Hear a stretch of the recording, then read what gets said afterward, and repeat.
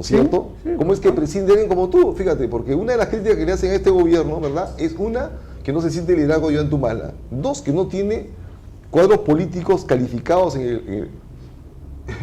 como ministro, ¿no es cierto? Y tres, que no hay ruta, no hay rumbo. Entonces, caramba, hay gente como tú que apoyó, que puso la mano. Bueno, mira, pero yo te quiero decir una cosa. En primer lugar, yo creo que hay muchísimos mejor calificados que yo y creo que en el Perú hay muchos talentos. De verdad, hay mucho talento y yo he tenido la posibilidad cuando estuve exiliado en la época de Fujimori de conocer a muchos peruanos y de conocer a gente de todos los países. Y realmente el talento de los peruanos era verdaderamente superlativo. El peruano formado es una persona realmente de calidad mundial, vamos a decirlo, sin temor a ser chauvinista, ¿ya? Y yo creo que en el Perú hay bastante gente de esa.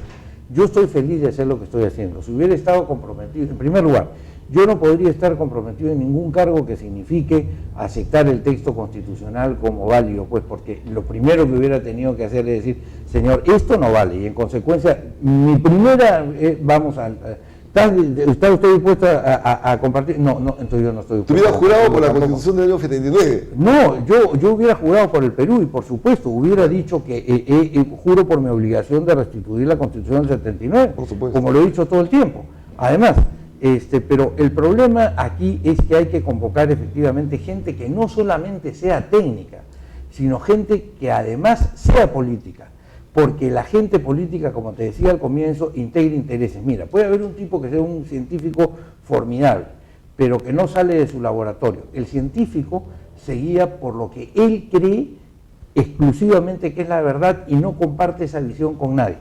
Un tipo que está en su laboratorio y dice el color blanco en realidad es negro y empieza y de repente tiene razón, pero el 99.99% de la población dice no, ¿cómo va a ser lo blanco negro? Pero él nos lo demuestra. Esto estoy poniendo un caso, ¿no es verdad? El político, a diferencia del científico, no puede vivir solo en su laboratorio.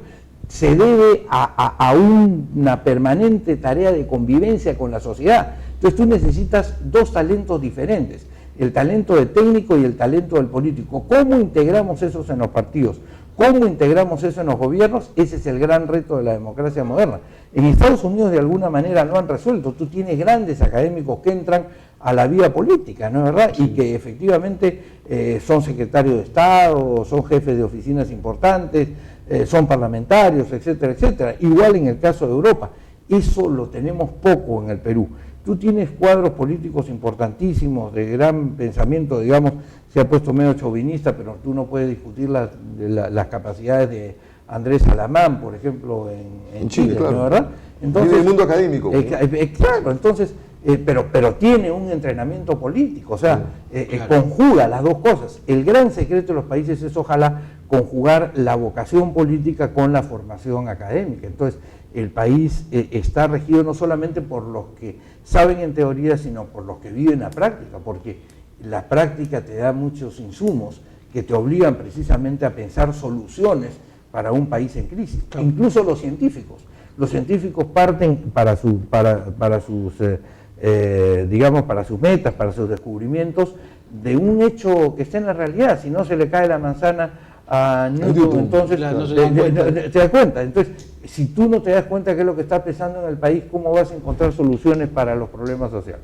Lo cual nos lleva al inicio de la conversación, es decir, cómo hacemos más atractiva la política para que una serie de personalidades del mundo académico, de los hombres de empresa, en el buen sentido de la empresa, entren a la política y no se tenga tanto, como yo lo he calificado, tanto guachiturro, robacable y come oro y tanta cosa que termina depredando la política. Hay que hacerle una invocación. Hay que hacerle una invocación a los líderes políticos que todavía tenemos en el Perú de formación política. Yo le haría una invocación a Lourdes Flores, le haría una invocación a Antonino Espinosa, le haría una invocación a Jorge del Castillo, a Mercedes Cabanillas, a Mauricio Müller, a ti, a Carlos Roca. Carlos Roca es un gran político y yo le pediría a ellos que todas las semanas dicten una conferencia como hacían antes los líderes políticos que se reunían con la gente. Al comienzo irán 2, después irán 3 y terminan yendo cientos. Unos talleres políticos hay que alentar. Mira, conversaciones políticas. Eso ayuda a la gente a pensar en otra dimensión y hoy día tienes la posibilidad de hacer esto por la vía de las redes sociales, en consecuencia tener una suerte de videoconferencia en la cual se puedan prender los que quieran y escuchar a un dirigente político y hacerle preguntas e interactuar. Lo que antes era la Casa del Pueblo, para quienes nos formamos con Víctor Raúl ahí en la Torre, donde íbamos los jueves a los coloquios y veíamos cómo la gente le preguntaba, o los martes en el Parlamento Universitario cuando discutíamos sobre temas, o los sábados en la Escuela de Dirigentes. Bueno, eso tenemos que seguir dándole al país, como hacía Cornejo también en su local en la esquina de la Democracia Cristiana, o como se preocupó Lucho Bedoya Reyes con sus movimientos de formación social cristiana. O sea, eso necesitamos hacer. Yo le pediría a Juan Inchaustegui que haga eso, que es un político honradísimo, honestísimo, un hombre sumamente capaz, que digamos que lo haga él en Acción Popular, en fin, que otra vez volvamos a tener conversaciones sobre política, discrepantes, porque la política siempre tiene que ser discrepante, pero conversaciones políticas, ¿no? Entonces ahí vas a tener otra vez la vocación por emular a esas grandes figuras que nosotros todos tuvimos, ¿no? Finalmente, Tito Borea, ¿cuál es el estado situacional de las firmas que tú estás promoviendo a nivel nacional para debatir, volver a la Constitución del 79? Bueno, ya se presentaron a las autoridades, como dijimos, más de 100.000 firmas, casi 101.000 firmas. Siguen llegando firmas, pero en fin, ahí están, las tenemos. ¿Pero qué cosa es, Tito? ¿Es un partido político? No. ¿Es un voluntariado? ¿Es una iniciativa? No, mira, ¿qué cosa es? Yo creo que hay que comenzar pensando la Constitución del país, repensando la Constitución del país. Y en consecuencia lo que tienes que hacer ahora es promover un gran debate nacional. Lo que nosotros le estamos diciendo al Congreso es: señores Congreso, cambien ustedes la Constitución. Ustedes han sido elegidos, hay un Parlamento plural, tenemos la posibilidad de tener hoy un Parlamento plural donde están representados los fujimoristas, la izquierda, el centro, la derecha, todos, muy bien. Entonces aprovechen esta pluralidad, dense un espacio y cambien el sistema constitucional a partir de la Constitución del 79. Incorpórenle aquello que crean que es bueno del texto del 93, dicten las medidas transitorias del caso, declaren la nulidad del texto de Fujimori y promulguen la Constitución reformada del año 79. O sea, vuelvan a poner de acuerdo al artículo 307 de la Constitución del 79 en vigencia esa Constitución ya reformada. Entonces, eso es lo que le estamos pidiendo. Si no lo hacen, naturalmente tendremos que recurrir al pueblo en un referéndum, pero espero que lo hagan. Les estamos dando el poder, es decir, hemos reunido a los ciudadanos peruanos para que le digan a los congresistas: nosotros los peruanos necesitamos que se debate este tema constitucional, que no le estén quitando, como se dice criolladamente, el poto a la jeringa a los que llegan al poder, porque lo hizo García de una manera verdaderamente desvergonzada, porque él prometió que iba a hacer esto. Ollanta dijo que juraba. También prometió. Claro, por eso Ollanta juró por los espíritus y los valores de la Constitución del 79 y han pasado ya 1 año y medio y hasta ahora no tenemos nada. Entonces, para evitar que eso pase, vamos a poner el tema en la agenda, en la discusión, y espero que el periodismo, especialmente el periodismo como ustedes, porque de repente el periodismo de los grandes intereses no va a querer entrar en esta discusión, pero así como se hizo en el Foro Democrático, que con las radios de provincias, con los canales de provincias, con los canales de los conos, empezó a crecer hasta ser el 78% de la población en época de dictadura. Yo estoy seguro que este movimiento va a seguir creciendo hasta que se vuelva ya inevitable, digamos, el hecho de tener que salir de la vergüenza de estar regidos por una Constitución hecha por una persona que está en la cárcel. Fíjate tú qué tremendo, ¿no? Cuando tú quieres ver a los autores de la Constitución del año 79, tú sales, ahorita termino, sé que estamos desapurados, pero este es un ejemplo bien gráfico, ¿ya? Para que veas tú que la Constitución no solamente es razón, sino la Constitución es, como dice Haberle, uno de los grandes profesores de Derecho Constitucional, emoción. Muy bien, tú no puedes tener ninguna emoción en obedecer las órdenes de gente que está presa. Pues cuando tú quieres buscar a los 40 y tantos que todavía están vivos de los años de la Constitución del 79, te vas y los buscas, los encuentras, los miras a la calle, hablas con ellos, dialogan. Tú tienes a Vallerriestra, tienes a Lozada Estambul, tienes a Antonino, tienes a Luis Bedoya Reyes, tienes a gente de primer nivel en todos los partidos, ¿no? ¿Verdad? Y los que ya murieron también los encuentras en los monumentos de las plazas, en los nombres de las calles, o sea, gente respetable, ¿te das cuenta, no?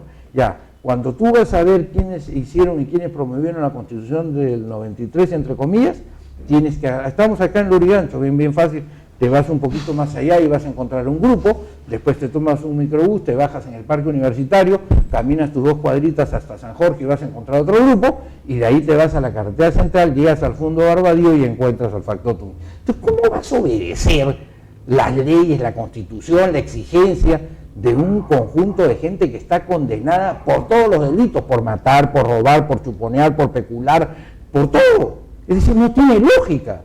Y eso es una vergüenza de la cual el Perú tiene que salir. Muy bien. Amigas, amigos, un buen final de este programa en la entrevista con Tito Boriadría. Tito, muchas gracias y Gracias bueno, a ti. hasta otra oportunidad.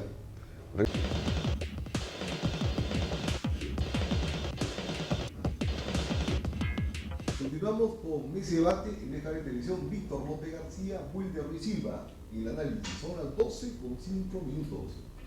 Una importante encuesta en Lima Metropolitana, lo habíamos dicho al comienzo, publicada en El Comercio sobre la revocatoria de Susana Villarán. Veamos, la revocación municipal. ¿Cuándo cree que se justifica un pedido de renovación de autoridades? Cuando hay un alto nivel de ineficiencia, 53%. Cuando hay acto de corrupción, 49%. Cuando hay abuso de poder, 42%. Cuando no está de acuerdo con sus ideas, 14%. Según lo que sabe, el voto de la consulta popular para la revocación de Susana Villarán es voluntario u obligatorio. Voluntario 57%, obligatorio 33%. Para usted, votar por la revocación significa que la alcaldesa Susana Villarán deje el cargo, 80%, y continúe en el cargo, 14%. Conoce o sabe el nombre de la mayoría, algunos o ninguno de los actuales regidores de la Municipalidad de Lima. No conozco a ninguno, 77%. Conozco a algunos, 20%. Aprobación de la gestión municipal. ¿Aprueba o desaprueba la gestión de la alcaldesa Susana Villarán? 70% desaprueba, 25% aprueba. La aprobación de la señora Villarán es más fuerte en los sectores A y B, o sea, los sectores de clase alta y media. Tiene 47% de aprobación y 36% de aprobación. En cambio, en el sector C, D y E, tiene apenas en promedio 20% de aprobación. Por supuesto que la desaprobación es mayoritaria en todos los sectores.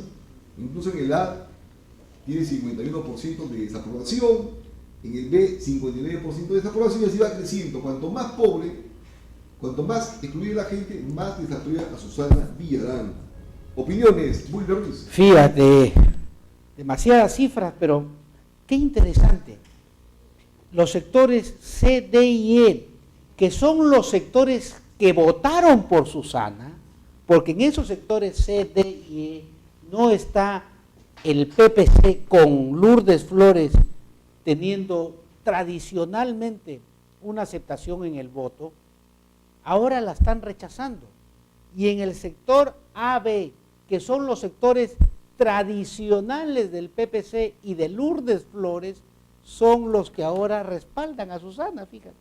Qué contradicción. Ese es el primer mensaje. Significa que la gente que votó por Susana mayoritariamente, ahora la están reconociendo como ineficiente. Por eso ese 52% de ineficiencia. Mira cómo se ha traspasado la imagen del candidato y además lo voluble que es el electorado.